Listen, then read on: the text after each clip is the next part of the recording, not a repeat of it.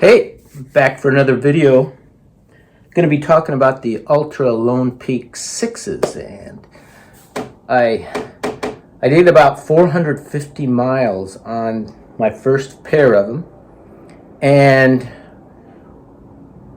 it was all on asphalt, all street. And so it's going to give you an idea of how long these things will last when you're walking on a hard surface. And so here they are, first pair, Altra Lone Peak 6s. And boy, I'll tell you, they started to wear out a lot. And here, I'll show you up close here. We have, these little lugs are all worn down to nothing there. And then on this side, it's all on the outside of the shoe. I don't think I'm a pronator that bad, but anyway, so it's worn down there and here. Okay, but what like I said, all asphalt, no trails at all. And so 450 miles, that's not too bad actually. That's not too bad, because these lugs are fairly worn down. But so the thing about a new shoe, and I'll give you an idea of what the new one. I just got these. I've only put about 10 miles on these. You know, they're nice.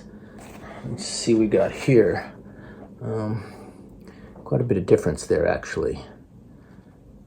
So thing about a shoe like this is when you start wearing down the bottoms of them, it's kind of hard on your joints, and you shouldn't actually walk. I read, who knows, it may be true, maybe not, but the more these are worn out on one side, and the more they're worn out, the worse they're going to be on your joints. And so the worse they get, the worse your joints get, is what I've heard. So I try to, my rule of thumb was 500 miles, but these didn't last quite as long as 500.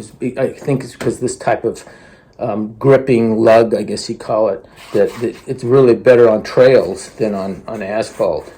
So I'm still, like I said, this was my first pair, and this is my second pair, and I'm going with these on my 6-month sabbatical over in Spain and the UK, and I'm going to use these. I am going to find a place to buy some over there, because I figure after each, I would say 400 or 500 mile Camino, I'll be having to get a new pair of them.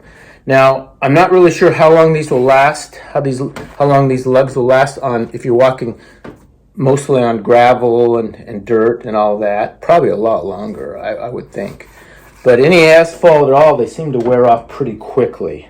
So, all in all, the main selling point of this shoe right now is how light it is, how light and comfortable it is. Now, I have to admit, I changed from, let me grab these real quick. I changed from these Merrell shoes, and I wore these on 3 Caminos, and they're pretty heavy, but they're sturdy, and they never really broke down the soles at all. And, I haven't worn this particular one on 3 Caminos, so this is a fairly new pair.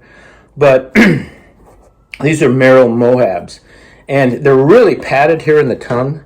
And so the first thing I did when I put on these shoes, these Ultras, is that this tongue is not very padded.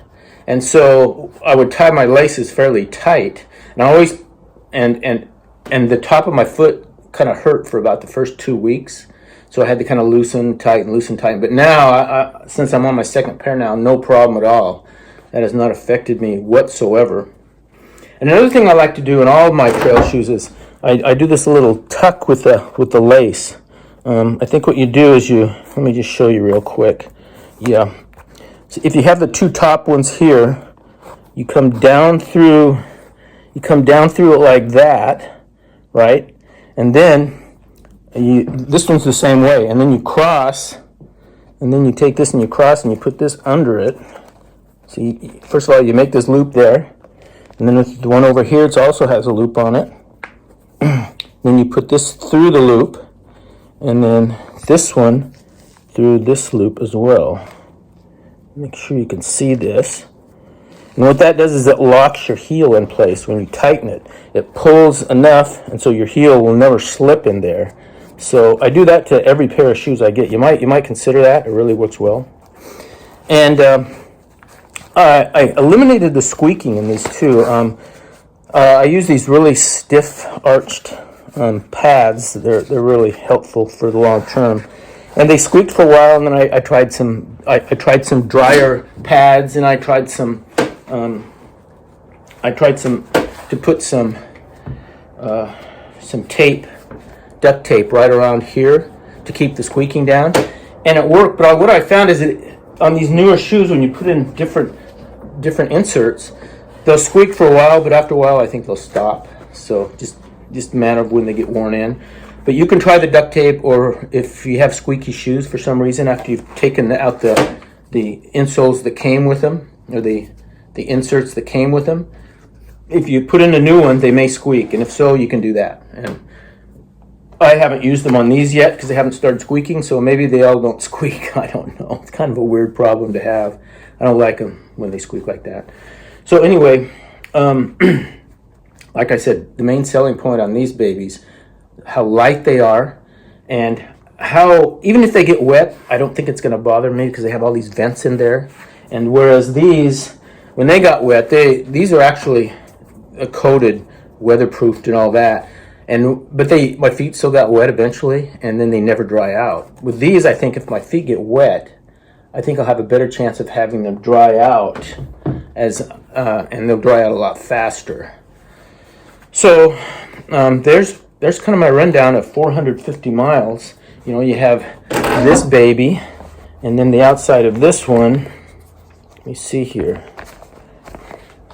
You got quite a bit of difference there, and so anyway, all highway, no dirt trails at all. So there you go. Thanks for watching, and have a great day, and buen camino.